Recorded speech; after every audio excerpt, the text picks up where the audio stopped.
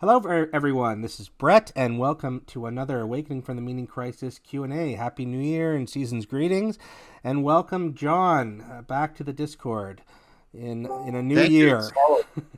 Yeah, it's always a pleasure to be here. And Happy New Year to everybody. I hope this next year is much better than the last. Absolutely. Well, I thought it would be opportune to ask you to maybe give us some of your reflections on 2020, your summary of what we should take from it and how we can maybe use that going forward, and maybe how you see things going this year. I'll okay. I'll try as much as I can to answer from whatever relevant expertise I might have.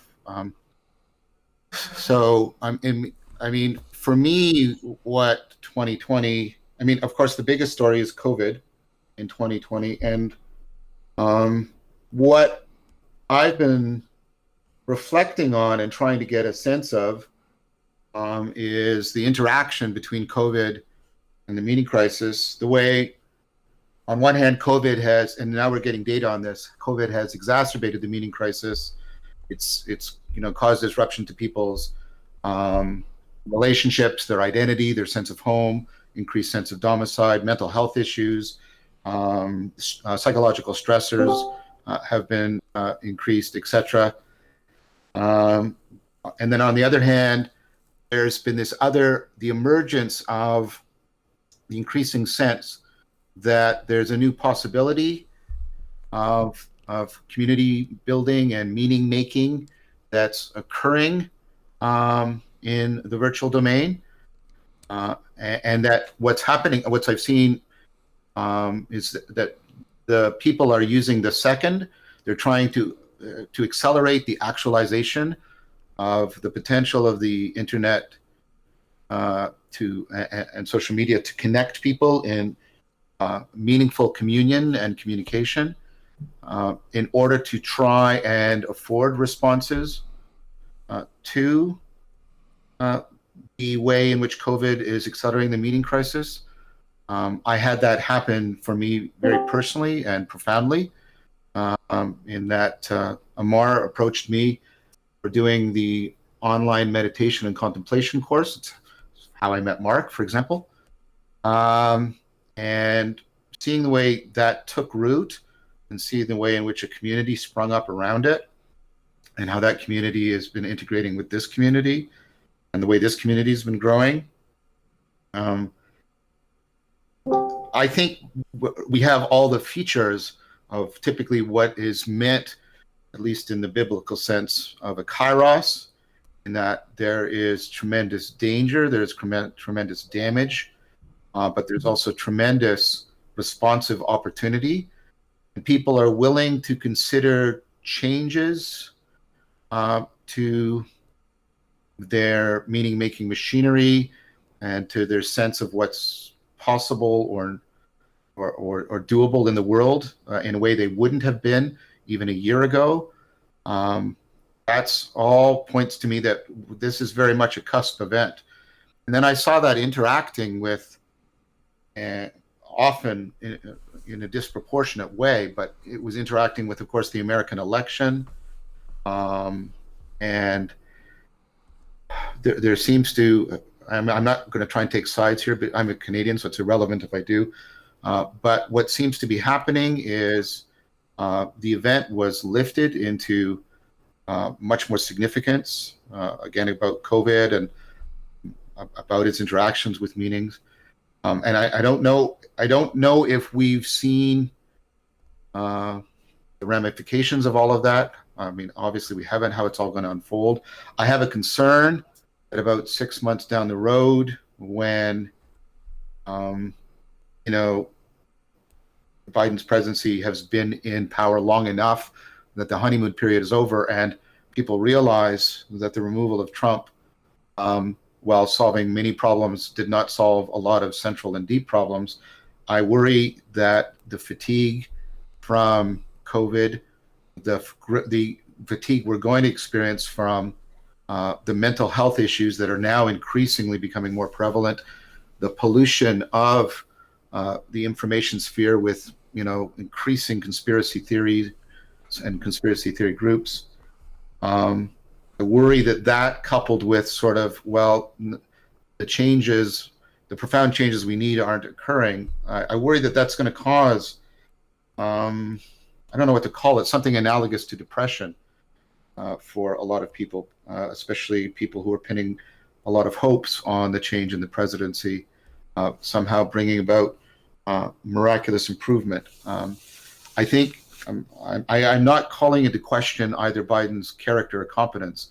I don't think the American president, especially if they don't get control of the Senate, is going to have the power needed to make the kinds of changes that would be fundamentally needed. I mean, the Americans might need to even amend their constitution and things like that. So I'm not sure that the faith that people are trying to restore. I want to be careful about this. People should be trying to restore faith in the political process, but I don't know if that's going to be a very sustainable project when the inadequacy of the state government power to address some of these deeper issues becomes sort of undeniable. I mean, it's easy to say, well, the government's irrelevant because, or sorry, not irrelevant. The government is insufficient because we have an incompetent leader or an idiot in power or whatever people were saying. But if we have somebody whose character and competence is not so much in question, and nevertheless we don't seem to be able to address a lot of these issues at the cultural level, because I don't think the president can do that or has the power to do that. I wonder what's going to happen. To what will people turn if the presidency didn't actually capture the kairos but was mistaken for the kairos, which is what I suspect is happening, then I have concerns about how that's going to fall out in 2021. Other things that I think were important for 2020 was people realizing, sometimes positively and sometimes negatively, but a general realization of how much we actually don't need in terms of the materiality of our existence, and how much more we do need in terms of our connectedness to other people. So I think both positively and negatively, I think there was sort of a realization of modal confusion. Not that people realized, oh, I was modally confused and I should recover the being mode. Granted, I think many people did that. But another response was a sense of terrific loss because of the diminishment of sort of the more material aspects of our identity. And then they doubled down on that in ways that are perhaps deleterious. So we need to do some research to see if there was an increase in shopping addiction during this period. I think that was something that should be really studied.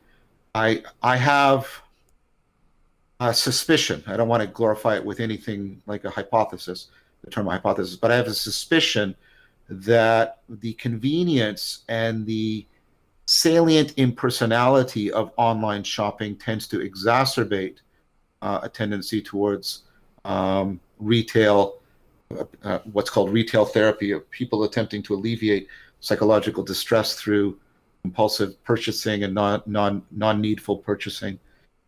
So I would hope that some research is done on that to see if, because we've run, not that we wanted to or that we were even actually running it, we found ourselves in the middle of a fantastically powerful and pervasive social experiment. And it would be good if we made the attempt to articulate, not just to articulate, but to initiate a lot of study about the social consequences and the cognitive consequences that come out of it. So that's one of the opportunities I see in 2021, looking back at 2020, that it provides a rich resource of data. And my hope is that we can use that new and, I hope, theoretically important data more properly frame and respond to the kairos that's being offered to us right now. There's a potential to really fundamentally steer things. And I have argued, and I still am convinced, that it's at the level of what we're doing here and now, at the cultural level, that we will be able to articulate and render intelligible and practicable this kairos, and not top down from the governmental level. And so I want to do everything I can in this year to try and facilitate that cultural transformation. So I guess that's sort of my overall take on things right now. I think 2020 has seen an increase in polarization, just rhetoric and dialogue on all sides, just ratcheting up and up. Do you see, how optimistic are you that our movement and the promotion of dialogos can make inroads into the greater public? I mean, maybe not this year, but over time, and improve that polarization. Yeah, I think that's a great conversation. I think it's a great question. I want to into conversation about because I do polarization has definitely increased. There's a possibility that with the fatigue around the political changes and the realization of their deeper in efficacy, that might move people away from such polarized stance. There is the genuine actuality of the growth of all of these communities, and more people and venues undertaking, dialogue and dialogos. And what's interesting is, while the quantity is growing, I think even more impressive to me has been a rapid improvement. I'm not talking about the rapid improvement of all social media qualitatively. I'm not talking about that. I'm talking about where people are in good faith attempting to do dialogue and dialogos. I think the qualitative improvement that I've seen is greater than the quantitative improvement I've seen. And the fact that qualitative improvement seems to more and more intersecting with sort of cutting edge cognitive science, for me, at least gives me a sense that there might be some hope. People see, I mean, the success of my work and Jonathan Pajot's work and Jordan Hall's work and Rebel Wisdom, and other people's work. Peter's work at the Stoa has taken off, and the quality of the people that he's talking to has been amazing. All of these things point to, like I say, not only a quantitative growth, which has been significant, but a qualitative growth, which I think really needs to be recognized. So I don't have any predictions. I don't like whether or not that will overtake the algorithms in the social media, both the computational algorithms and the more sort of cultural cognitive patterns that we've habituated to, that drive us towards adversarial processing. Whether or not all this dialogos will overtake that, I don't know. Making those kinds of predictions requires really good evidence gathered over a long period. What I hope I'm saying, is the quantitative and qualitative growth together, and the way they're intersecting, like I said, increasingly with the emergent cognitive science, that makes me more hopeful than I was actually last year. Well, that's great. Well, that's a great hope to start the year off. Well, I mean, at the beginning of the year, rational hope is what we should start with, right? I mean, if we're only at rational hope at the end, then we're in trouble. But rational hope is something we should be starting with, perhaps. Well, thank you for that, John. We'll get to questions. Struan, what's your first question of 2021? Hey, John. Happy New Year. Happy New Year to you, too.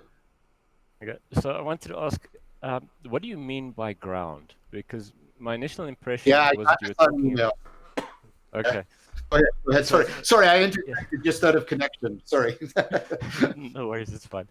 I'm always interrupting you because the latency makes it difficult to like really, catch the conversation. So I totally forgive you. Um, my initial impression was that you were talking about ground as a hypostasis or a condition of possibility, like Tillich refers to God as the ground of being. So one could say, for example, that the hypostasis grounds stasis, where stasis refers to existence as such, which would make this notion of hypostasis synonymous with realness as the ultimate principle. But then in a recent conversation, you mentioned how Nishitani juxtaposed uh, ground with figure in terms of the figure ground reversal. And this Mhm. brings to mind the way context is juxtaposed with content. Do I have the Mhm. right of Nishitani's metaphor? And if so, is that notion of ground meant to be connected to the hypostasis notion of ground, or should they be kept apart so that one doesn't accidentally resort to an unfortunate equivocation? Oh, wow. What a really good question. That's really good and a really good opportunity. Wow. Maybe That, could I just ask you to reframe it in maybe simpler language for those of us okay. trying to So, follow? two I'll senses ask of John to do that. yeah, yeah, maybe. Sorry, I thought Brett was asking me. I'm sorry, Strong. I'll do it anyways. You offered to let me do it. There's two senses of ground. They both have independent provenance, so I'm not. There's no neologism in my use. One, as Strawn correctly says, is like the the conditions for the possibility of things. Um, you can think of space as the ground for movement. That's literally where we get the word ground from. Ground is the space that makes movement possible, right? So a ground is any condition, not an event, because space isn't an event, it's a condition, is any set of conditions that makes some process or entity possible. In Gestalt psychology, there's the idea of figure ground reversals. You can see this in the Rubens vase. This is a famous picture where there's two faces in black, and then the white space between them can be seen as a vase, and then you can flip back and forth between them. Or the Necker cube, which you can flip back and forth. And the idea is figure is what is standing out to you, and ground is what is backgrounded to you. Does that help at all? Oh, yeah, yeah, sure, yes, yes. Please continue. Okay, and so what I take Strawn to be saying is, um, and his point is directly relevant to Nishitani because Nishitani seems to be invoking both. And should we? So I take Strawn, and Strawn, I'll just ask this a question. Am I understanding you to say, should we take these as somehow identical, related, or should we keep them, distinct so as to avoid equivocation? Is that your question in a nutshell? Yeah, I want to know what you think, and I also want to know what you think Nishitani thinks on this. Yeah. So let me start with the second because I think that'll help me for the first. I think Nishitani, I don't think he thinks they're identical, but he thinks they're directly related because he thinks that I'm going to use ground, I'm going to say ground in the ontological sense when we're using it the way Tillich did. And I'm going to say ground in the psychological sense when we're using it the way the psychologist did, like the Gestalt. Is that okay? Yeah. So I don't. Okay. So I think Nishitani thinks we are bound. We've got a figure ground. We've got an inappropriate figure ground framing of our ontology, and I'm talking about what's ground psychologically for us is possibility, and what's figure is actuality. And he thinks we need to do a figure ground reversal precisely because he thinks that psychological change will help us to realize that the field of possibility, what he calls, shunyata, he thinks that is ultimately the ground of realness. So I don't think he thinks they're identical, but does think, and this is where he's influenced by Nishida, who's influenced by James, right? He does think that we need to do this fundamental aspect shift so that we are willing to prioritize possibility over actuality and see that that makes nothingness a better candidate for the ultimate ground in the ontological sense.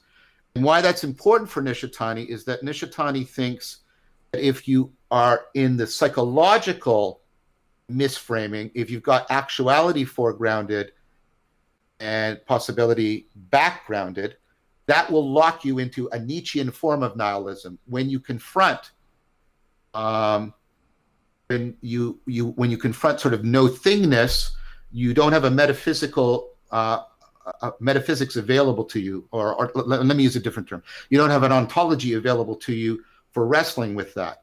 Nishitani thinks if we can do the psychological figure ground reversal, we can then appreciate nothingness as a ground of being, and that will allow us to transform the nihilism of nihilism into the nothingness of shunyata and move to a positive way of experiencing reality. So first of all, before I give you what I have to say, how did that make any sense to you? Yeah, I'm following so far. Thanks. Okay, so I don't think it's fair to say he equates them, but he definitely sees them as deeply related. And I think if we, I would have liked it. What a weird thing to say, because I don't think he's alive anymore. I would have liked it if he had made the distinction as clearly as I've just made it in response to your question, because I think it would avoid some confusion. But I think the idea of using the psychological mechanism of Gestalt aspect shifting in order to change people's salience landscaping so that a new ontology becomes not just thinkable to them, but viable to them in the Jamesian sense, I think that's right.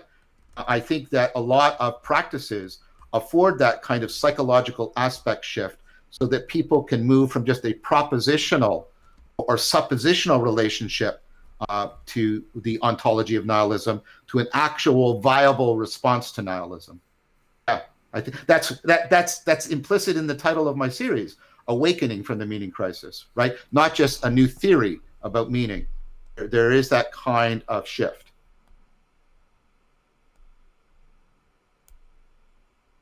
Okay, so I just want to follow up very, very briefly. Would you say then that how would you view nothingness in conjunction with the ultimate principle? So, and here's where Nishitani is hearkening back to Suzuki in saying there seems to be this deep consonance between Buddhism and Taoism as seen in Zen, and then Buddhism and between Zen and Neoplatonism in the idea that the ultimate principle can't be any kind of thing, nothingness. And that it isn't, it can't even be I mean, these are arguments made by the Neoplatonists. It can't even be a process, because then we need that which binds the pattern of the process together. It can't just be a pattern, because we need the principle by which the pattern generate. And so you get to that. You can't actually grasp the ground in any comprehensive thing. So I think there's something deeply right about thinking that the ultimate ground is not a body. That's one sense of thing. It's not even a process, because that still is a thing. It's not even a principle, because that still is a thing. It's something. But as we move in that direction, we're moving closer and closer to what we want to gesture towards. And I think what that gives us is in a way to trajectively, trajectorily ostend towards what the ground of being is. And this is kind of Heidegger's point, right? That the biggest mistake that's holding us back, and he thought this was also conducive to nihilism, is we keep trying to think of being in terms of particular beings. And his whole point is that being is no kind of being. A big being is no kind of being, little being, right? I think there's something deep, and that's the part about Western philosophy that Nishitani really liked. He really thought that Heidegger had come close to seeing something there. Okay, yeah, thank you very much. Yeah, that's a good answer. I don't really have any serious criticisms of that, but I would actually like to have that, as you say, it would have been better if Nishitani refined that a bit more, and so that's, I guess, I what I'm agree. looking at right now. I totally agree. And Strawn, I would say his lack of refining that contributes to one of my most significant criticisms of him, which I do think he gets Neoplatonism wrong in Religion and Nothingness in some fundamental ways. And it's kind of a legitimate criticism to make of him, because Nishida and Suzuki get it much more right, and I mean in a scholastic sense, than Nishitani seems to. If I remember correctly, you said that Nishitani was depending on Heidegger for a lot of his stuff on Western philosophy. So would you say that Heidegger also misunderstood Neoplatonism in the same way? I think so. I think Rakowski's books on how Heidegger misunderstand.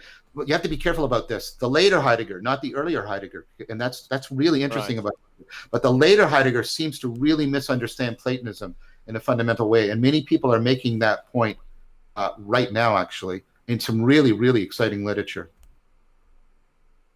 Okay, thank you. That was very helpful. I would just like to maybe add one other thing, because it was interesting to me how you said that form is non-logically identical with emptiness, right? And that the emptiness notion is very much the shunyata thing. And it seems to me that, well, I would personally say that form is logically identical to emptiness if you're talking about emptiness in terms of space. But it isn't logically identical with emptiness if emptiness is meant to be the ultimate principle. Yeah, I think that's right. Yeah, so that I don't know if that's very useful to you, but that I'm trying to set up an opponent processing metaphysics, if you could call it that, between thingness and no thingness, so that neither, so that you can't, like the thing that you said that naturalism was a tendency towards metaphysical monism, and my concern about metaphysical monism is that it's inevitably going to make either emanation a derivative of emergence or vice versa. No,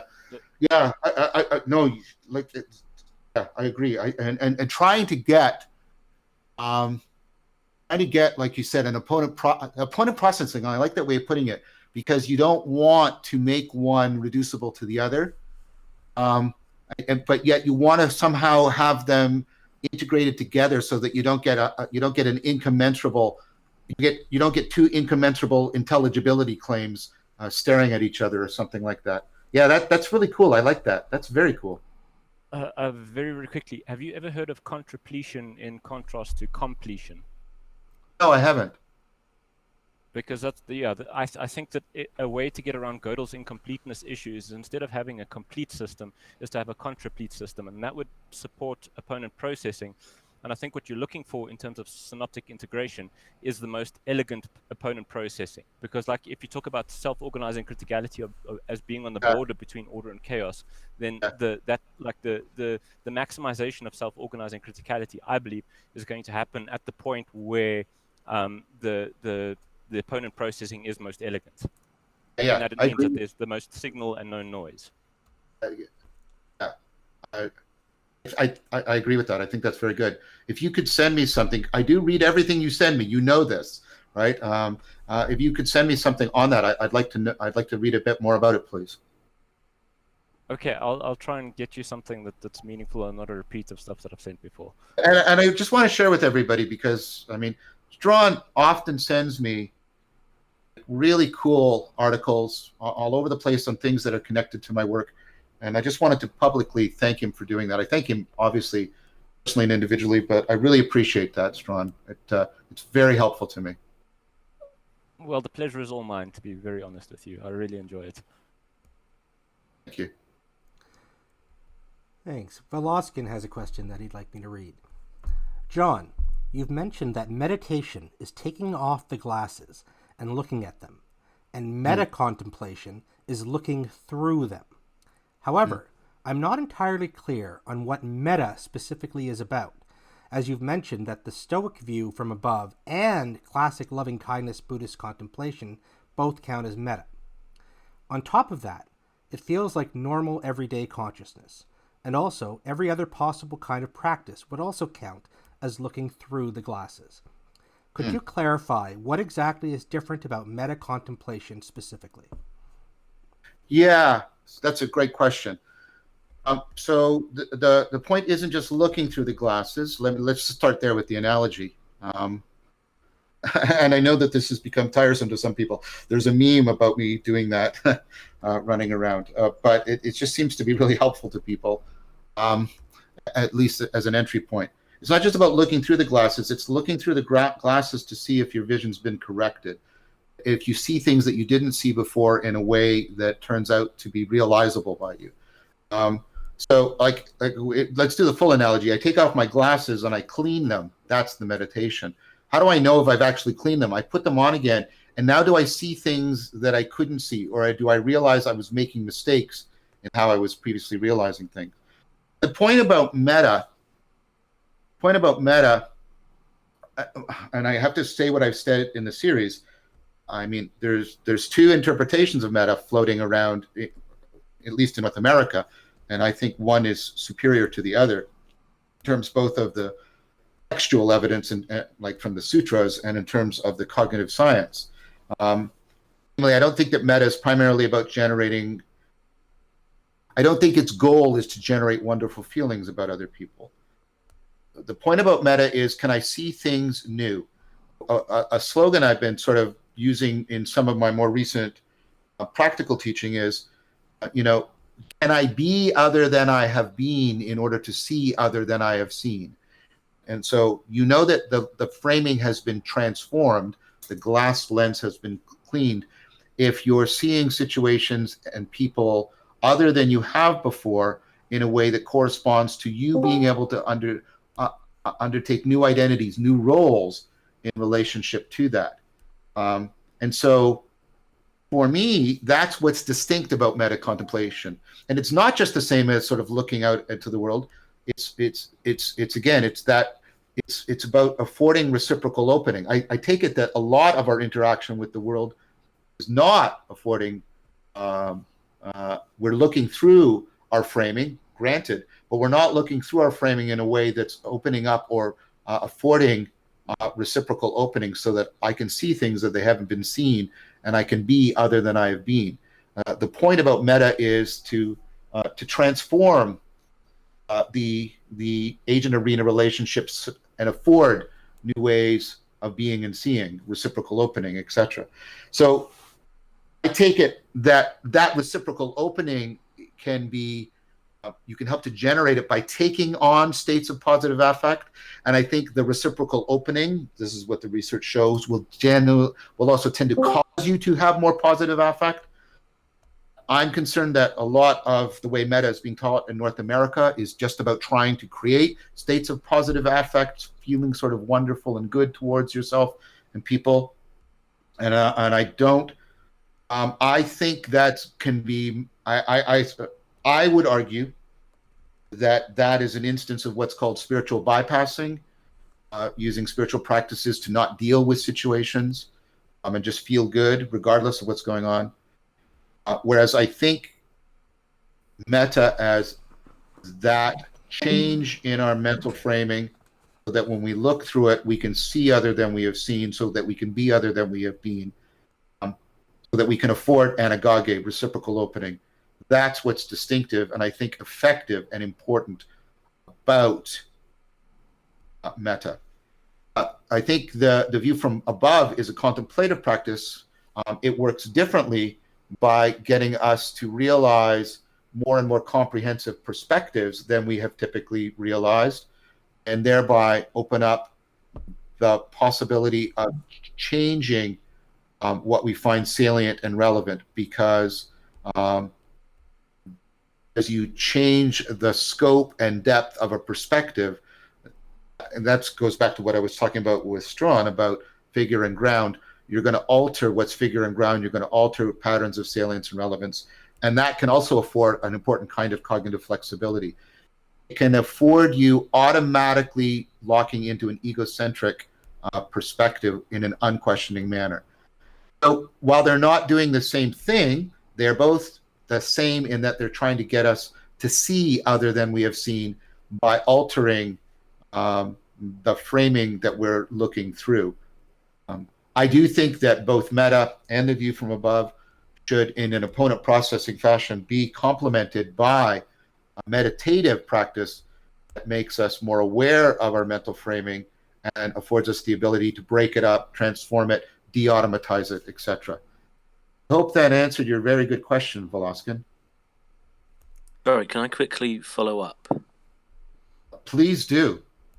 Also, in that case, let's say if I had a contemplative practice where I take a virtue and I contemplate what it would be like to genuinely have a perspective where I have that virtue, would that then count as meta because I'm changing the way I'm seeing the world? Yeah, I think it does. I mean, I don't know if it would be traditionally called meta because you're not using some of the, maybe if you were using, some of the specific techniques, because people get sort of, I don't know what, proprietary about, particular things. Well, meta has to involve the use of a mantra and stuff like that. But if you're willing to be, as I am, much more tolerant about that, I would say what you're talking about would be counted as an instance of meta. It's certainly an instance of internalizing the sage, and I think that's ultimately what we're trying to realize with these kinds of practices. So yeah, sure. I do something analogous to what you're talking about. Cool. So, and one last thing, how is it distinct from Lectio Divina, except for, the aid of the book? I think it's just, it's distinct in emphasis. A contemplatio, right? To look into. It's more about how you're seeing into things. So it's more outward directed. Whereas I see Lectio Divina as putting an emphasis on listening and affording your capacity to be receptive. I don't think that they are using completely distinct cognitive machinery, which I think is your point. But I do think the Lectio Contemplatio is literally supposed to make you a seer, S-E-E-R, right? A seer. Lectio is supposed to make you a receptive to the word. It's supposed to make you a receiver. And those aren't exactly the same thing. They're obviously not causally independent from each other, but I think they're emphasizing different aspects. And so for me, and maybe this is helpful, I'm not sure. For me, the contemplatio helps me when I'm in dialogue to mind sight other people, to have insight into where they're coming from. The Lectio helps me listen to them and really take it to heart when they're speaking to me.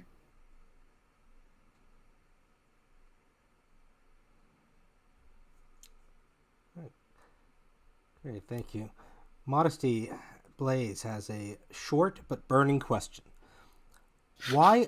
That's her words. Why are the different kinds of knowledge important to define in your work? Why they're important?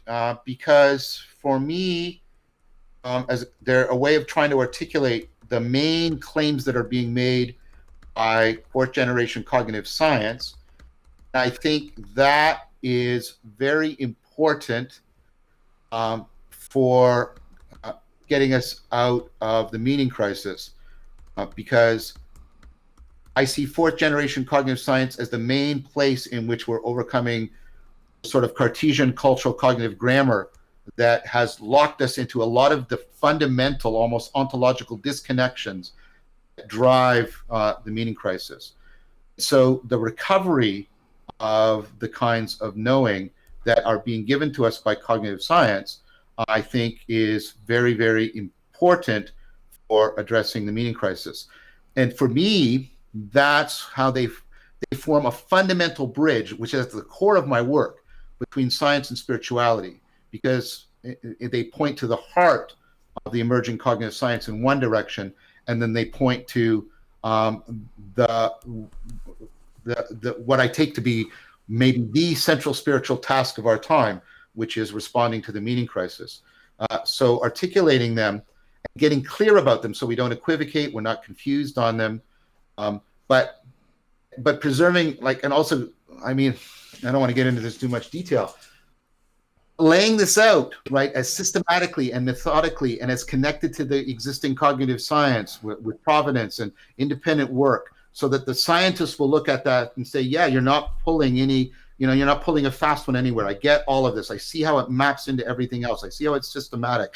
I see how there's no category mistakes going on. I see all of that, right, on one hand, and then how it gets people to realize aspects of their meaning making that aren't captured by propositions and beliefs. It gets them to reawaken to their embodiment in the procedurality, gets them to reawaken to the perspectival knowing and their embeddedness and their inactiveness, and then gets them to reawaken to the way in which their cognition is extended in participatory knowing. This, to me, I think, is the core of spirituality, because I think make a good case. I've tried to make the case that most of the connectedness that's going on in meaning in life is found at the procedural, perspectival, and participatory levels. And therefore, to the degree to which people are existentially disconnected from an appreciation of those other kinds of knowing, to the degree to which they are hampered and even harmed in their capacity for making meaning. So the four kinds of knowing, and getting them really clean and distinct and mapping simultaneously into spirituality on the one hand and into the best cognitive science on the other, is very central to the project. So that's why I maybe at times I'm too strident about it. So I had a wonderful discussion with Paul and Mary today, and I uploaded it. And then we're going to do a follow-up discussion that's specifically on her proposal of a fifth kind of knowing. And I'm going to do the same thing I did on the first one. I'm going to, bring up all the challenges and hear what Mary and Paul have to say to it. Whether I'm right or wrong, I am concerned that we take we are very, very, very careful about the kinds of knowing, precisely because I think it is very much a linchpin, maybe the cornerstone in the arch between spirituality and cognitive science. And I think if we do anything that undermines our ability to connect deeply in both directions, we are ultimately exacerbating meaning crisis rather than responding to it. So that's why it's so important to me. Thank you. Jules, you're up next. Thanks, Brett. Happy New Year, mate. And Happy New Year, everybody. Hi, John. Hi, Jules. Great to hear from you. You too, sir. And I actually was going to start with something really simple, which was just thanks and well wishes. Thank you. Look,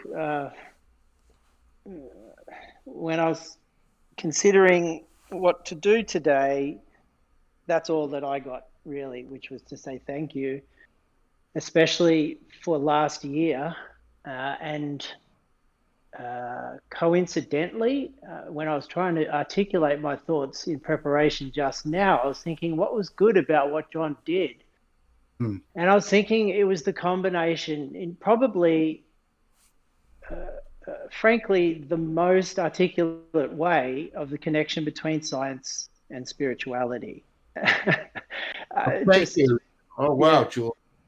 Thank you for that. I mean,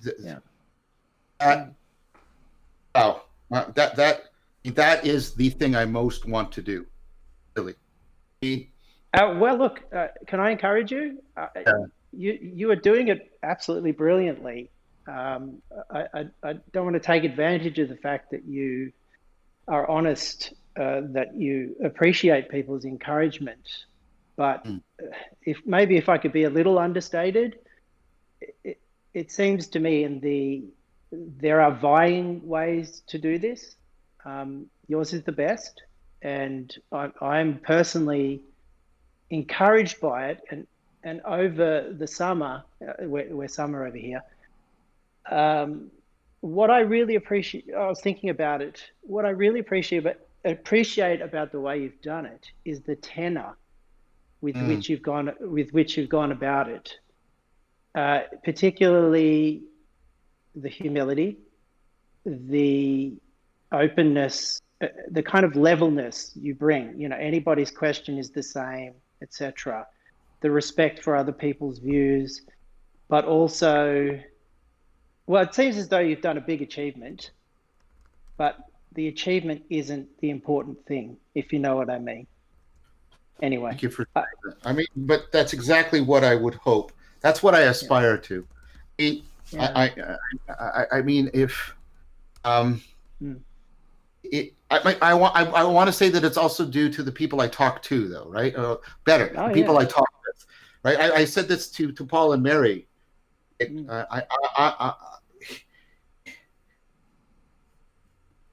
I genuinely benefit.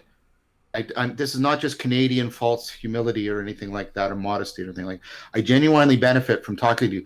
Like in that dialogue with them, I felt if that's right, I felt my mind and my view changing and shifting in a way that I thought was really, really helpful and clarifying.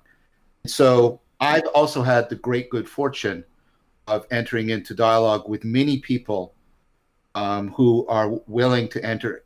They're willing to enter into dialogue till it becomes dialogos, and they're willing to do that again and again and again. They're willing to do that where the dialogos is more important than the victory of a particular point. And so, thank you for everything you said, Jules. It's tremendously encouraging to me. And this again is not. Hope it's not false modesty. I genuinely am grateful for the people I get to talk to. I take to heart what they're saying. I mean, often, like before I go into these things, I'll often try and steel man what they're saying. Like I'll go through and like, what does Mary mean by parabolic knowing? And I'll try to come up with 7 or 8 possible interpretations and think about them because, you know, I take very seriously this kind of stuff. I take very seriously that I want to go into any one of these situations where I am taking the stance where there is a genuine possibility that I will have insight because of the dialogue, and I will learn something of significance from my dialogic partners. That is the attitude I try to set myself to. Sometimes I do it better than worse. I admit that. But that is the ideal towards which I aspire. So you saying that is very encouraging to me, but I want to give credit where credit is due. It's also due to the good people that I enter into discussion with. Yeah, well said. Well said. So I wish you well this year, and thanks for taking that question. Thank you too. Thank you. Thanks. Rob G., you have a question for John. Hi, John. It's good to hear your voice. Hey, Rob. Always good to hear yours. How are you? It's hasn't snowed here yet, so I'm pretty happy. Rob's in Florida, so he's lucky. Yeah, no, I'm doing very good. I just want to echo beyond my question that you've made me realize new things, and I've met new people. And I've discovered new parts of myself, and all thanks to your meditation and your 50 episodes and your dialogue. So I think it's what I think you to add to. I think you go on the ground, like you're here right now, where I think a lot of people wouldn't find profit in that, to use that word kind of particularly. And it's just really impressive to see someone with as much status as they could capitalize still interacting down on the ground. So. Well, I think very highly of Brett and Mark, and we will have some theoretical disagreements here and there, but that does in no way trespass upon respect and the appreciation I have for what they're doing here, and And so I've made this commitment, and it matters to me, and I want to keep it going. And also the commitment I made to the Sangha, the commitment I've been making to doing the philosophical fellowship practices. I mean, I just believe in what is happening here on this Discord server and what's happening in other communities taking shape. Like I said, want to help, and I want Brett and Mark to feel that even if I have criticisms or I have disagreements with them at whatever level, that I still have their back, and that I want to make sure that what they're doing here thrives. So it matters to me a lot for those reasons. Yeah, it's just so beautiful to see, for sure. So my question is kind of related to a couple of the other themes that came up, and when trying to practice understanding virtues of people, especially people that have been dead for 500 or 2,000 years, I really struggle a lot when especially like a Christian, maybe especially a medieval Christian, talks about being devoted to the will of God. I find I can understand humility or bravery, but when I try to take the will of something like that, I just get really stupid, I guess. Yeah, I think I do too. I don't think we've released it yet. I'm going to talk to him, or it should be released soon. We did the second philosophical fellowship, and this time we did the background as well as the practice. We've recorded it, and thank you again, Rob, for your participation. We'll upload that. I don't think it's been uploaded yet or made publicly accessible. And I chose Eckhart because I have a similar kind of thing, and I was reading Fascia's book, and it was just having a huge impact on me on seeing Eckhart in a different light. And one of the things I wanted to see is if that new way of framing things would help people get access to Eckhart's work, because he's a medieval theologian, right? He belongs to the class that you're talking about, right? The category. And I was actually pleased by how responsive people were. Especially Kira, the way she just lit up. And so part of my answer to you is to look at what happened with Kira and look at what happened with Tracy and myself, and even you, Rob, in that situation, and see if that gives you a different set of properties, processes, framing for how you can sort of gain access to that medieval worldview without always having to go through the Christian doctrinal channel to try and access it. I'm suggesting that might be a way of getting a much more direct perspectival and participatory reframing that you make your initial starting point for getting into people like Eckhart and things like that. I see. So I could be maybe starting from a place that could make it impossible for me to understand what is actually like the value. It could be, but I'm also saying, I mean, you were, correct me if I'm wrong, but you seem to be like myself. You were very responsive to what was happening to Kira, also to Tracy. That responsiveness, I think, is what you're asking is, how can I enter into resonance? Oh, that's interesting. I see what you're saying. And you're getting the responsiveness there. And if you work on the responsiveness first without having, what's the agreement with the conceptual machinery, you may be able to find an aspect of things that allows you to reconstrue, and I don't mean in a delusionary fashion, reconstrue in a legitimate fashion what people like Eckhart are doing. I would recommend doing that, and then in conjunction, read some of the background material like Fascia's book and stuff like that. And I think the combination of that bottom-up responsiveness and then the top-down reconceptualization, I think they will, if you can get them to connect each other, that's what's been working for me.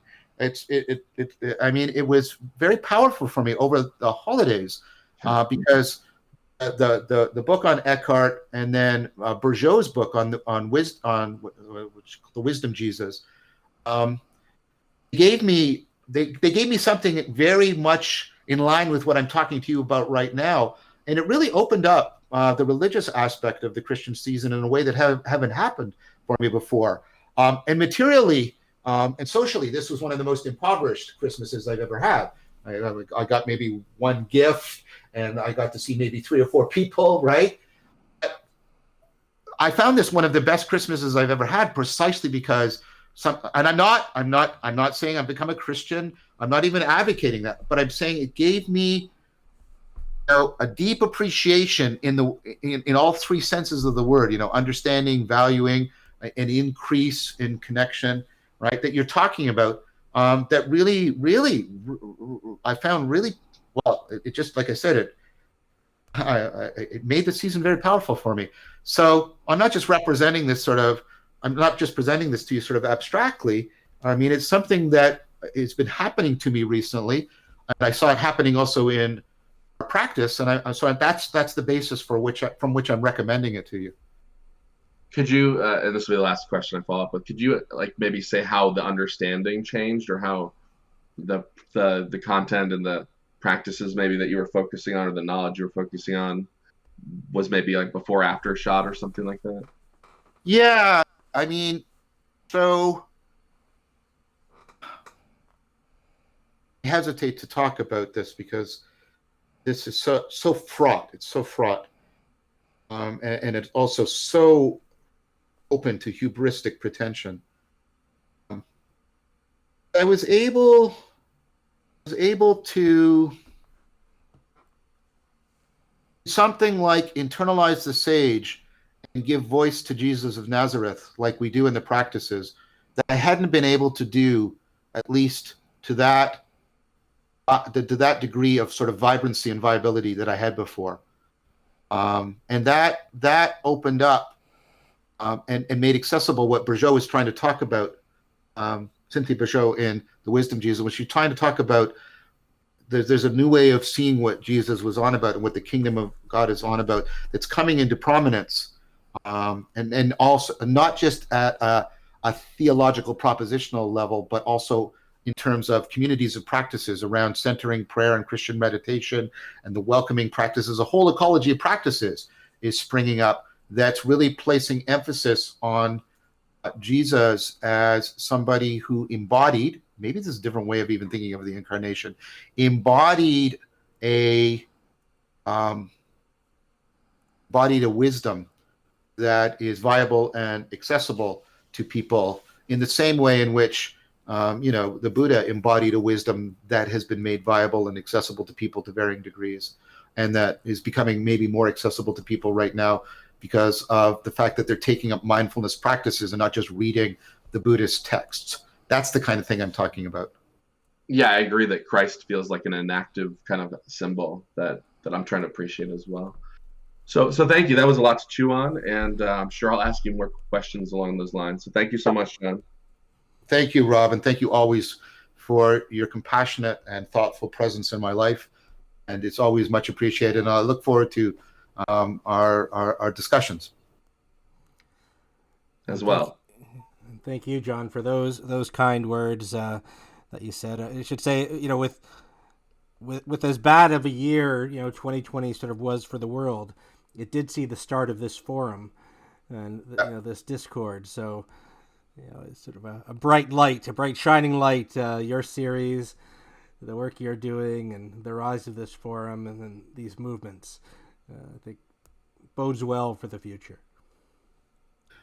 I think so too. I say either these candles that we're lighting will form a conflagration of cultural stealing the culture, or they'll at least be the candles that preserve possibilities of deep meaning in a darker time. So I don't know which. I hope it's the former.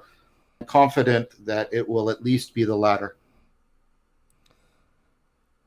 Zvanuk, you have a question for John.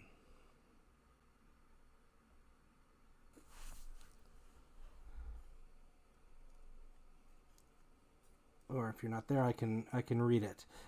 Why does everything, or almost everything, hinge onto the experience?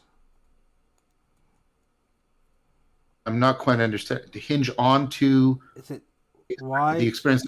Yeah, I'm not. Vanek, I'm not sure if you're there.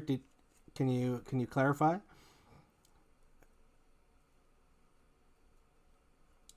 So, It's the definite. Yeah. It's the definite article that's messing me up. Why does everything hinge on the experience? I'm not quite understanding it. So, Vanek, if you could clarify, and we'll move on to the next question. But then we'll come back to you after you clarify. Thanks so much, Mark. Happy New Year. You have a question for John. Hey, Mark. Happy New Year. Hey, John. Happy New Year. I hope you're feeling better now than you seem to be feeling in at least the end of November there. If people wouldn't mind a little bit of autobiography, I managed to get to a specialist. The specialist has prescribed some new medication that has been working, knock on wood, very well for me for the past 10 weeks or so. That's usually longer than placebo can manage. And so I'm starting to get, I still get attacks, but they're less frequent, and the duration and the intensity of the attacks is less.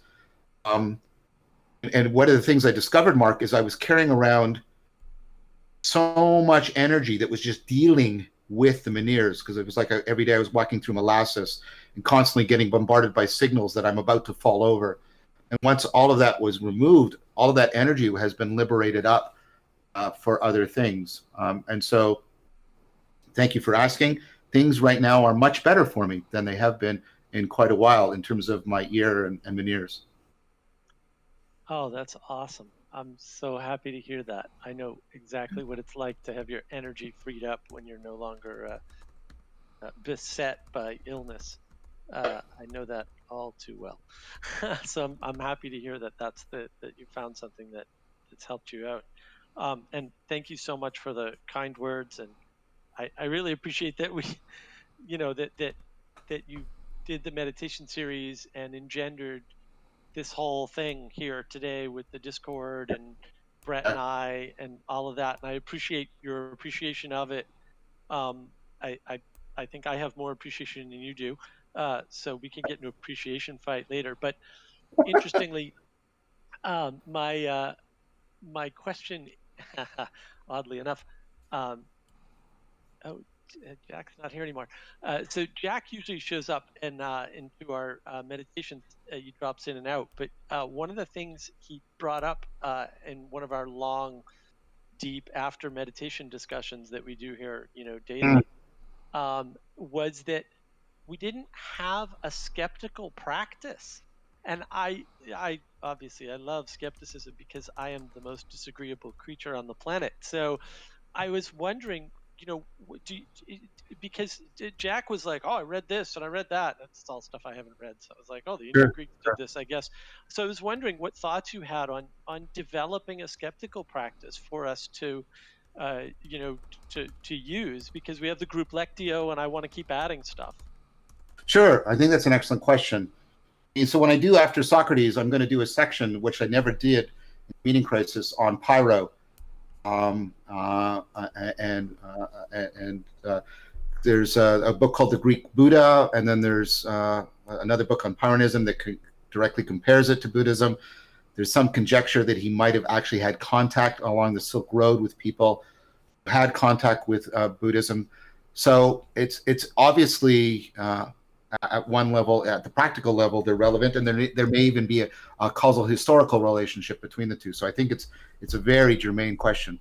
Now let's remember what skepsis means. It means inquiry. It does. So when we hear skeptical, we tend to hear people like David Hume, for example, or Sextus Empiricus. And part of what I want to argue is we should maybe start listening more to Pyro and what's going on there. And then I think there are aspects of the practice that get us to do something like that very deep inquiry, in which we are trying to inquire deeper and deeper. For example, the meditative questioning or the meditative questing is a practice that does that. It's supposed to call into question our fundamental sense of self and our fundamental sense of the world. And also, I think I think the active open-mindedness practice from Stoicism is designed to make us skeptical in the sense of bringing into inquiry, calling into question a lot of the meaning we project into the world in a powerful way. I also, one of the reasons why I advocate we always have to keep the spirituality in contact with the science, because I think one of the important aspects about science is it tries to get an optimal grip between skepticism and theorization. So I think even so, there's a couple of practices I mentioned, and then even overall, the connection to science I think is very important for that. Some of the practices we'll talk about in after Socrates are, the isosthenia, where you're trying to balance argumentation, but balance it more like opponent processing, so that you realize epoche, and then that realizes ataraxia. I'll talk about that. And when I'm doing after Socrates, it's not going to be exactly like Awakening from the Meaning Crisis. There's going to be a lecture series like Awakening from the Meaning Crisis, but there's also going to be a praxis component for every episode, running in parallel with the lecture, but also developmental, very much like what we did in the meditation course, and especially like what we did in the Wisdom of Hypatia. So I hope to be able to develop that side of things more fully. Part of the thesis I'm arguing for is that the only way we can really get close to recovering what Socrates was on about is to try and get clear about what each one of the after Socrates movement said about him: Epicurus, the Stoics, but also the skeptics and the Neoplatonists, the existentialists, and then triangulate backwards as a way of trying to get a deep enough appreciation of Socrates so that he can become viable for us again, as something that we can, as someone we can use to internalize in order to further, dialogical practices. I gave you a bit of an answer to point to some of the things we're doing, and then some of the attitudes we maintain, which is always trying to maintain a very healthy relationship between science and spirituality. But there is more. I'm sorry, I don't mean to just be promissory, but I do try and deliver on my promises. There's more I want to explicitly bring in around Pyro in after Socrates, both at the philosophical, theoretical level, and then at the philosophical practice level. Oh wow! Well, that's something to look forward to then. Yeah, I think that when I heard Jack talk about this the first time, I thought like, wow, this is sort of seems to me to be like a stepping stone to proper dialectic, or maybe even dialogos, right? This ability to hone your personal ability. Well, and maybe we can make a group practice out of it, like we did after we saw your wonderful Lectio, which we've been redoing the lessons, by the way, and we rewatched the Lectio lesson, and it blows me away every time. Yeah, so it'd be interesting to see, and I'll try to check out some of Pyro and some of this other stuff and see what I can come up with. But it'd be interesting to see something, that we can maybe turn into a group practice, so that maybe we're not doing dialogos or dialectic or anything, or even my version of it that we sort of talked about last time, but maybe just engendering whatever practices we can to get good at questioning our own assumptions. Yeah. So that's a good promise. If and I'm sure that you'll keep to it as best as you are able, and that's all anyone should ever ask. So I appreciate that. Thank you. I did a lot of really. I'm not trying to praise my work. I'm trying to praise the people I'm reading. I was able to do a lot of good work, reading a lot of books that are centering in on whether or not Socrates has a method, and what the questioning is trying to do, and what he means when he's trying to say he's always willing to follow the logos. And all of and his statement about a profound kind of learned ignorance, which I think is the part that Pyro was picking up on. I want to try and develop this more. And there's people who are out there trying to develop practices of how to ask these kinds of questions that get us to possibility of aporia and the possibility of challenging some of our deepest assumptions. And I think that that would triangulate both towards what we're doing in mindfulness and also what we're doing when we're cultivating active open-mindedness. I think the three would, I have a sense, an intuitive sense, it may turn out to be wrong, but those three will mutually support each other in a very powerful fashion. Yeah, I would think so. I mean, in essence, you're trying to revivify Socrates with the new series. Is that coming soon, or do we have a dates on that, or Well, I mean, possibility? that's very COVID dependent. I mean, I'm going to do the Elusive Eye next with Greg and Christopher Mastropietro, Greg Enriquez, because I'm happy with doing that just with sort of, the video cameras and the mic kind of thing. But Mark, I really want After Socrates to be at the same caliber production values that Awakening from the Meaning Crisis was, if possible, even better. And so I've been raising money for that, and I've been looking around to try and hire particular people, and I had that all arranged. And then COVID hit, and I'm waiting for it to diminish enough that we can all be in a room together and do the filming and hire these people. I don't want to rely on me or just people editing video off of Zoom. That's not what I want to give it the same quality. I want it to be seen like in a trilogy with Awakening from the Meaning Crisis. That I want it to feel the same, look the same, etc. And what I've been doing with the extra time that's been afforded by COVID is raising more money towards that, which has largely been successful. And also, just as I just mentioned, deepening what I want to say about it. I wanted to thank, and I did, I'll do it here. I wanted to thank, the meditation and contemplation Sangha, because it gave me a chance to dry run a lot of the Wisdom of Hypatia course, and the feedback on that was helpful. And I'm going to incorporate aspects of that. So I'm hoping, again, COVID willing, that's almost to deify it, which I shouldn't do, but COVID willing, that I can start filming maybe June or July, and that we will start being able to release it August, September.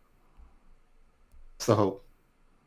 Oh, okay. Well, I've got to have practices before that, John. So I'll be looking into this myself a little bit further. But it's great that we'll be getting background from you. I think that's fantastic. And yeah, I hope you do take your time and be careful in high production values if you're going to try to revivify, or dare I say, resurrect Socrates. But I'm very much looking forward to that. So thank you very much. You're welcome. I think that people need a role model for these communicative, dialectical practices, if it's really going to take very deeply for them in a way that I think, I would argue, is needed for the kind of deep responsiveness in practice that's needed for responding to the meaning crisis. Default mode, you have a question for John. John, can you hear me? Yes, I can. Great. Okay, so I just want to say it's absolutely incredible to be able to be talking to you right now. I have loved the meeting crisis. I hope that the teaching semester that you just had went absolutely great. I love the idea of the town hall that you suggested. That sounded really cool. Something that a lot of my class, I'm a university student. I go to Brock University. I'm also in Canada. Something that my university students, my university professors, they never did. Like most of the seminars were just canceled and stuff like that, which kind of sucks. So basically, my question that I have is that I'm curious about your views on the general acquisition device of reason. And what I mean by reason here is kind of reason in a research, experimental, and a theoretical context. To kind of explain, I recently just had a phenomenology class last semester, and some of the sort of points that my professor was trying to hammer down was that the empirical sciences, they're taking for granted how we come to generate our knowledge claims because they assume a sort of triangulation of subjectivities which create an objective point of view, and this objective point of view is sort of representational, representational. I'm trying to really emphasize that word. It's a representation. Where I'm coming from with this question, again, what are your views on the general acquisition device of reason, is that there's some people, for example, Piaget and Kahneman and Tversky, who are sort of able to probe how we come to ontologically witness the birthplace of our epistemological foundations. A great example could be, for example, Piaget's scaffolding, where he's sort of creating, through a methodology, a sort of research method of actually bringing to light ontological sort of foundations. Yeah. So I have two questions here. One is I'd love to hear you riff on everything I just said, but one of my main questions is that do you have sort of views with Descartes where you say that you think that every man has the same faculty for reason, or do you think that reason is rather sort of dependent on like someone's personal nature, on like someone's personal genius? Because I'm so curious, John. I'm so curious. This has been a burning question in my mind about how people like Piaget and even Kahneman and Tversky creating these social science experiments where they're literally like creating these systems, these theoretical systems, which are probing in a real way ontological foundations. They're actually bringing to light how we generate our epistemological foundations. It's incredible to me. So yeah. Okay, well, I'll try and riff and respond to your specific question. So Piaget and Vygotsky are really, really important to my work. I teach courses on cognitive development in which Piaget and Vygotsky loom very large. I've explicitly argued, I've published on that I think Piaget's the primary machinery, not the stages. People tend to, I think, pay too much attention to Piaget's stages of development and not enough to his mechanisms of development. And I think that's I'm not saying ignore the stages. No, I'm not saying that at all.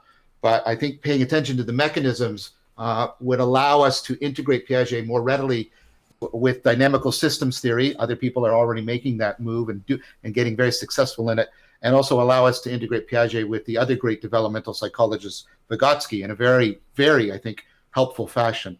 So the mechanism, as you probably know, that Piaget talked about is the well, I'll use some of my language because I have argued and published on that. I think it's directly appropriate. The opponent processing between assimilation and accommodation.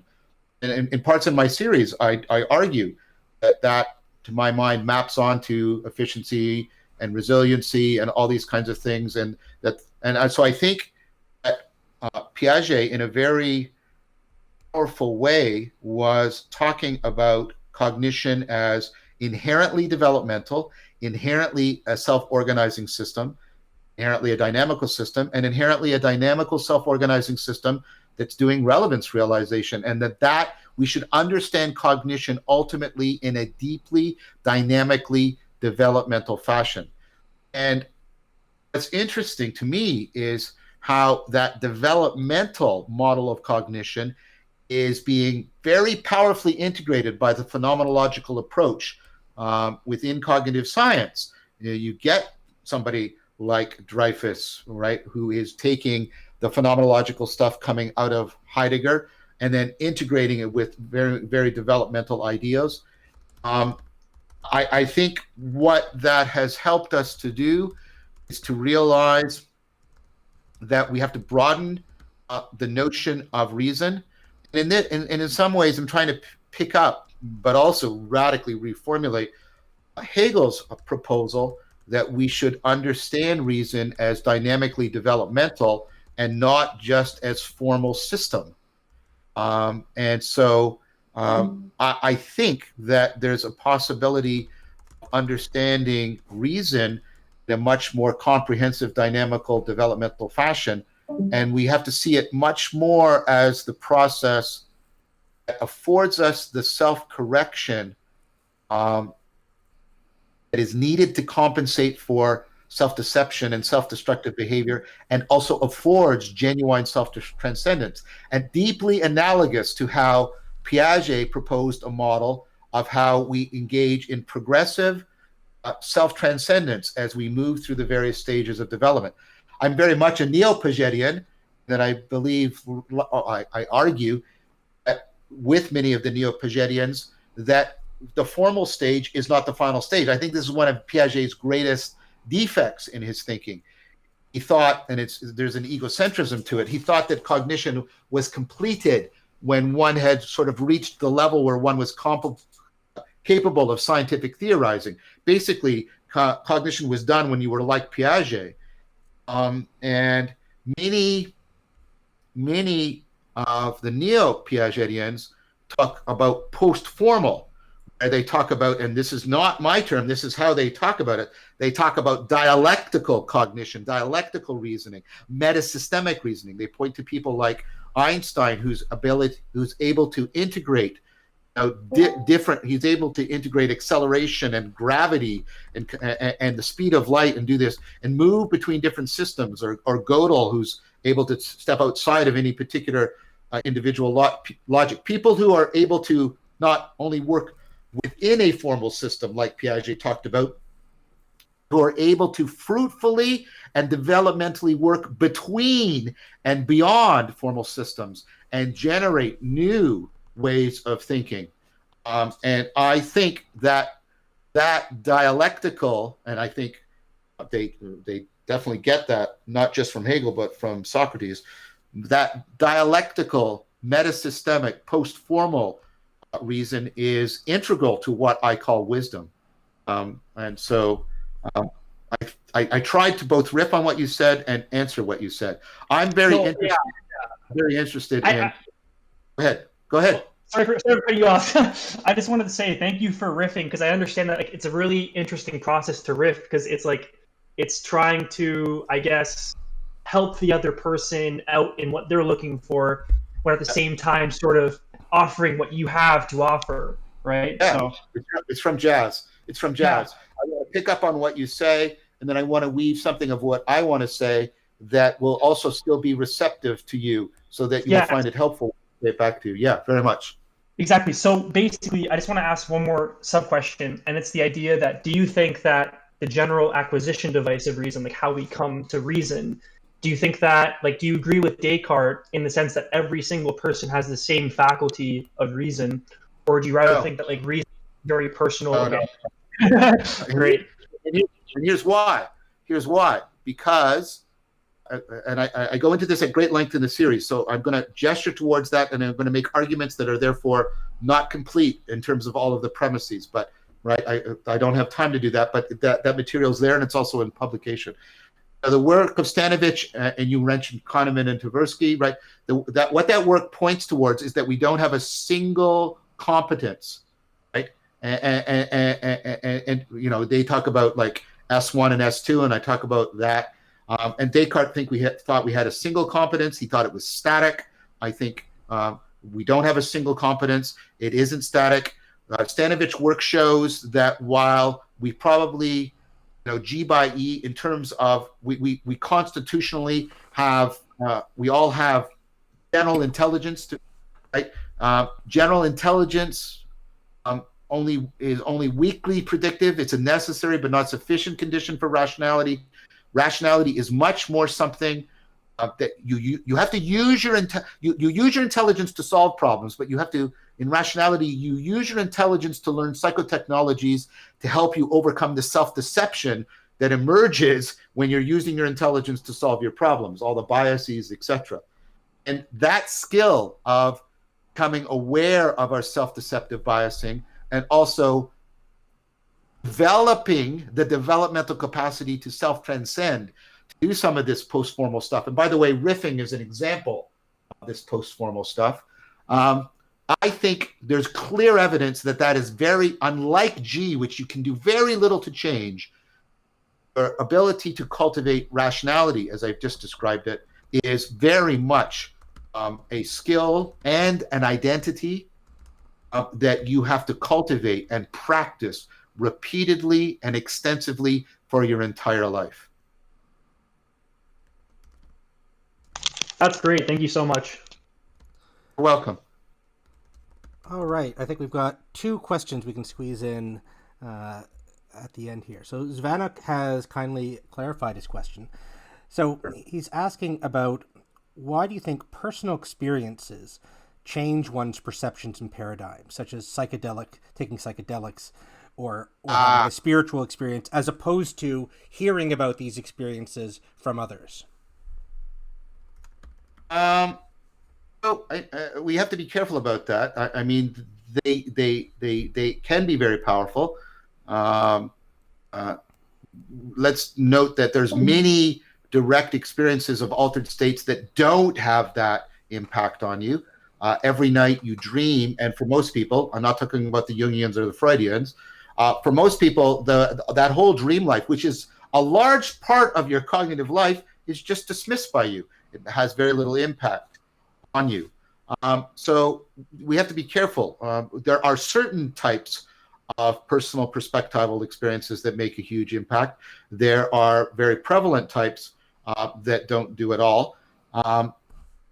Generally, I think when we can bring perspectival knowing and participatory knowing in relationship to oppositional knowing, that enhances our understanding. I think the same is true when you can give people a skill in addition to the propositions you're giving to them, which is very much what I want to do in After Socrates. And this is because I think there is a sense of understanding is not knowledge. Understanding is grasping the significance of what you know. And I think some of the deepest form of understanding we get is when we properly align relationship between our propositional knowing, our procedural knowing, our perspectival, and our participatory. And I think the kinds of perspectival and participatory events, and also the procedural events, getting a new skill getting a new psychotechnology can really dramatically affect people's cognition. I argued for that in the series. So I think the kinds of experiences that align or allow for a mutual affordance between the different kinds of knowing give us the real affordance of the best or the deepest kind of understanding we can have. I mean, when you truly understand something, right, you not only have beliefs about it, you have skills towards it, you have states of mind that give you the appropriate situational awareness of where and when, right, to interact with the thing. The procedural gives you the how, and then the participatory gives you, right, the way in which you're entering into a process of co-shaping, co-identification. So somebody who can bring all of it, and I mean, that's what I think the great poets, the great artists, great philosophers do. I mean, that's why people like Plotinus are so powerful for me. Like when you're reading, you're getting an argument which is propositional. He's giving you various skills, and it's also he's talking about perspectival change, and then he gets into the deepest ontology of the self, and he's doing all of these in this deeply integrated fashion. So I think I would say that experiences, and we know, by the way, that it's not the psychedelic experiences per se. It's the psychedelic experiences that are generally understood spiritually, or especially the psychedelic experiences that become mystical experiences that are most transformative for people. Because I think though mystical experiences reach through the procedural and the perspectival into the participatory. I think mystical knowledge, mystical union is the ultimate form of participatory knowing. And so I think that those experiences, those personal experiences that are experiences in which all of those align for us are the most powerful for us, precisely because they afford the deepest understanding for us. And I think what we ultimately care about is the kind of understanding that connects us, not just propositionally, but procedurally and perspectively and in a participatory fashion to the world. So that's why I think when we get that kind of understanding, we align and afford and access and accentuate the kinds of knowing. We get them to coordinate together so that we really accentuate their capacity for connecting us to ourselves, to each other, and to the world. I think things like psychedelics help do that because they throw noise into the system, they break frame in a very comprehensive way and allow new frames to be made. They afford new frames to be made, and that really affords insight. And insight is again where you see procedural and perspectival, and when it's an existential insight, participatory knowing, all coming into consonance together. So I think that's why those kinds of experiences are so central to us. All right, thank you. And last question from Alex Signora, who would like me to read. Hofstadter talks about this figure-ground relationship as well, being very careful to point out that the ground is not just the complement of the figure. Put in another way, figure plus ground don't necessarily equate to a full set. If we relate to the ground in terms of a negation of the figure, do we then run the risk of missing its full potential? I think so, and I hope I wasn't conveying that. Because the point about the Gestalt reversals is what was ground can become figure, and vice versa. So thinking of them at one as the negation of the other, is I think a mistake, and perhaps that is inappropriately connoted by the Rubens vase, in which you have the white and black. But the actual participation in it of the flip shouldn't allow you to see them as negations of each other. I think what came out in the discussion, especially with Strun, right, is more of like an opponent processing relationship. That definitely seems to be what's going on neurological. There's an opponent processing relationship between figure and ground, and so we have to see it much more as an interaction that affords ongoing dynamical self-correction, not just as a negation. So I would agree with Hofstadter on that if we think of the ground just as the negation of the figure, as the negative space around the figure, we have misunderstood it. And I think we would have misunderstood it in a fashion that would prevent us from understanding what Nishitani is talking about when he's talking about the figure ground reversal around our experience of, I'll put it this way, he's talking about a figure ground reversal where we go from the nothingness of nihilism to the nothingness of shunyata. Thank you. And sorry, I skipped one question. Do you have time for one last question, John? Sure. Great. So, Oyston, you have a question. Thank you.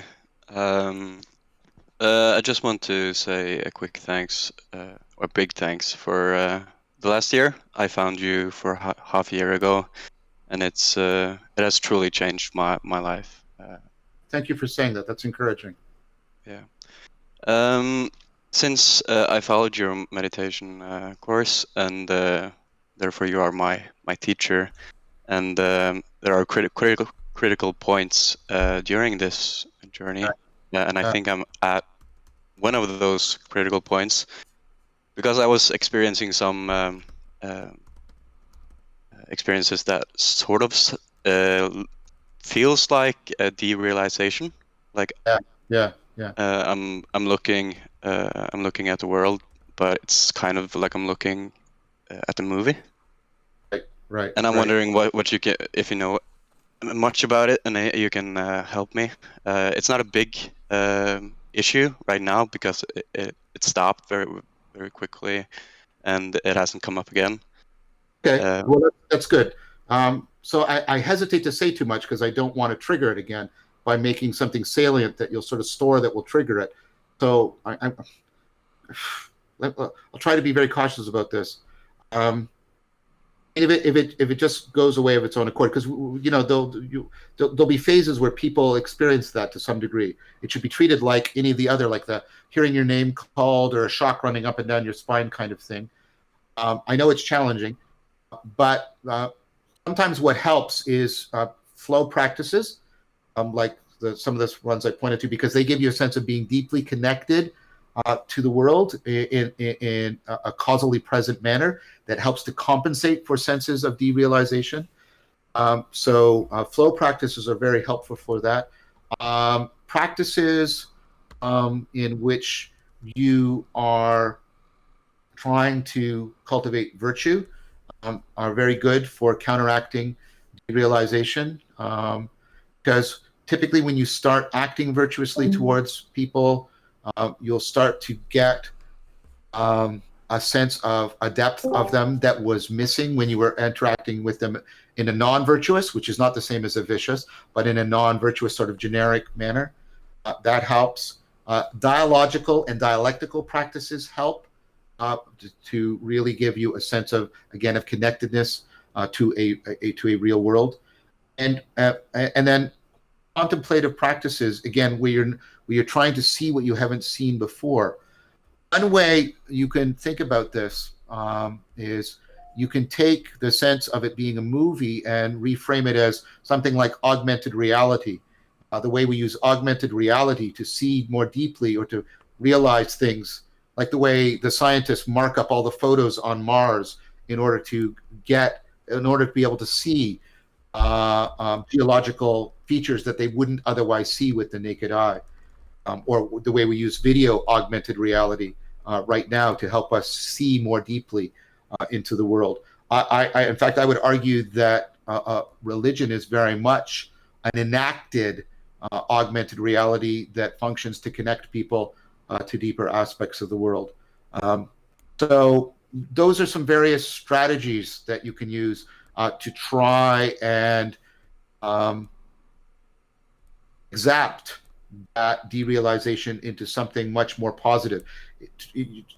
Instead of treating the derealization as something that's pulling you away, you can see it as something that's rendering aspects of the world transparent so that you can look more deeply or flow more deeply or connect more deeply into the depths. So try some of that and see if that's helpful, but only if it comes up. Don't go looking for it, please, okay? Yes, thank you. That helps. Great. And thank you again, John, for being here. And this year has just been, amazing. So thank you for all your work, and thank you for all of you who are here listening and who have made this community into a vibrant and thriving thing that I think can only go up. So I really appreciate everyone being here, and I'm grateful to you all. Thank you to you, Brett. Thank you to you very much. This wouldn't be here without you. That's true. Thank you, Brett. Yeah, appreciate it. Yeah. Well, thank you so much, and that's another great Q&A. So we've got lots more planned this year that we'll announce in due course. And yeah, thanks everyone for being here. And we're the break sort of delayed this one. So are we going to be back on schedule, John, for the next one, the last Monday of the month? Yes.